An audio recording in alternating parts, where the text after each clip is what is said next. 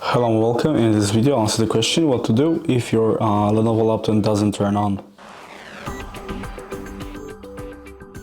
So the first step is to actually plug it into the socket, because the most likely cause of the issue is just because it has been discharged.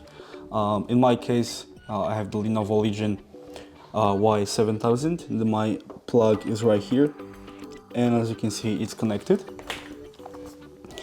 And now give it 5 minutes or even less. You can just try to turn it on back again, and if just pressing once and it won't help, like it still doesn't turn on after you plugged it in, try pressing holding, and this may help with the issue.